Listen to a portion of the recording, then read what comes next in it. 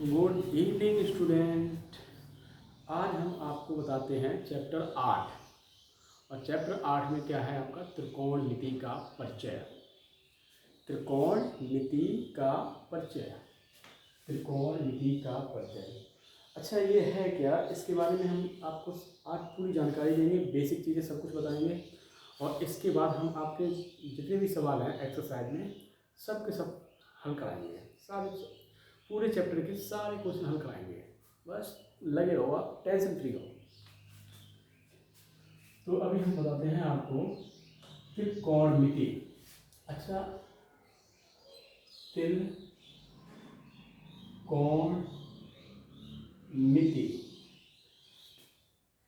त्रिमिस क्या होता है? त्रिमिस क्या होता है? त्रिमिस तीन। कोण, जिसमें कोण हो। मिति, मिति का मतलब होता है माप तौल, यानी मापना, किसी को मापना। यानी जिसमें तीन कोण बनेंगे उनकी भुजाओं की हम माप करेंगे। किसके किसके जरिए से? त्रिकोणमिति के जरिए से, है ना। ये त्रिकोणमिति का परिचय, इसी में ही सब कुछ है। अच्छा, ये होता क्या है? जब हमने बोला है तीन कोण किस में होती हैं? तीन कोण हमारे त्रिभुज में होते हैं। ये एक त्रिभुज है।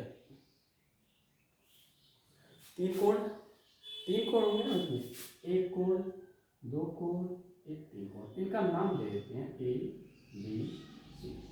अच्छा, तीन कोण है, तीन भुजाएं भी हैं।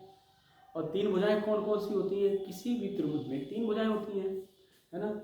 और यहाँ भी एक त्रिभुज है। और ये कौन सा त्रिभुज है? ये आपका समकोण त्रिभुज है। समकोण बोले तो जिसमें एक कोण 90 अंश का होता है उसको हम क्या बोलते हैं? समकोण त्रिभुज। यानी यहाँ कोण भी है, ये कितने का होगा? ये 90 अंश का होगा। इसको हम क्या बोलेंगे? समकोण त्रिभुज। और जहाँ भी समकोण त्रिभुज होता है वहाँ पे क्या क्या होता है? वहाँ पे पाइथागोरस प्रमेय लागू हो जाती है। जहाँ समकोण त्रिभुज वहाँ पाइथागोरस प्रमेय, जहाँ समकोण त्रिभुज वहाँ पाइथागोरस प्रमेय। समकोण का मतलब क्या होता है? किसी त्रिभुज में जब कोई एक कोण 90 अंश का होता है तो उसको हम क्या बोलते हैं? समकोण त्रिभुज। समझ गए ना? समकोण त्रिभुज यानी जिसमें एक कोण 90 अंश का होता है। ठीक है, तो ए बी सी हमारे लिए एक त्रिभुज है और इसमें एक कोण 90 अंश का है, यानी कोण भी यहाँ 90 अंश का दे रहे हैं। तो यहाँ पे पाइथागोरस प्रमेय तो लगेगी। और इसी के जरिए से हम सारे सवाल बना लेंगे। त्रिकोणमिति का अनुपात ज्ञात करेंगे। कैसे होते हैं त्रिकोणमिति का अनुपात? अनुपात बोले तो भुजाओं का अनुपात। अच्छा, इसमें कितनी भुजाएं हैं? एक दो तीन, तीन भुजाएं हैं। तीन भुजाएं है ना, तो तीन भुजाओं के कुछ ना कुछ नाम भी होंगे। किसी भी त्रिभुज में तीन भुजाएं होती हैं, क्या क्या नाम होते हैं उनके? लंब होते हैं,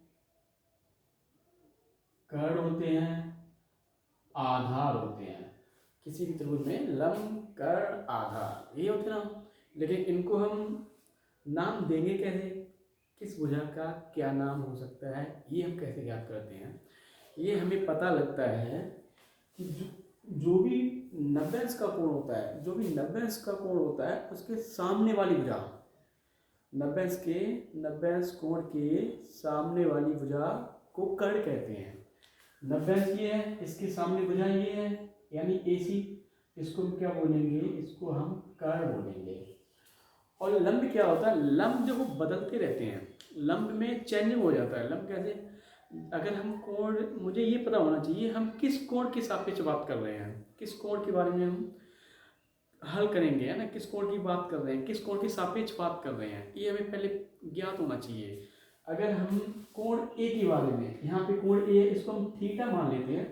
कोण ए है, कोण ए को थीटा भी मान सकते हैं। तो यदि हम इसको थीटा मान लेंगे, यानी किसको थीटा माना हमने? कोण ए को।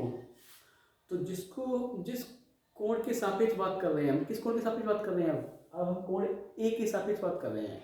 तो ए के सामने वाली भुजा क्या हो जाएगी? ए के सामने वाली भुजा लंब हो जाएगी, यानी इसके सामने वाली भुजा ये लंब हो जाएगी।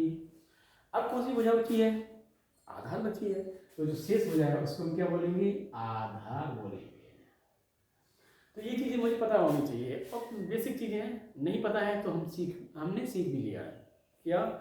लंब कर्ण आधार, लंब कर्ण आधार त्रिभुज होगा, 3 भुजाएं होंगी, 3 भुजाओं के नाम होंगे, लंब कर्ण आधार। ज्ञात कैसे करेंगे? 90 इसके सामने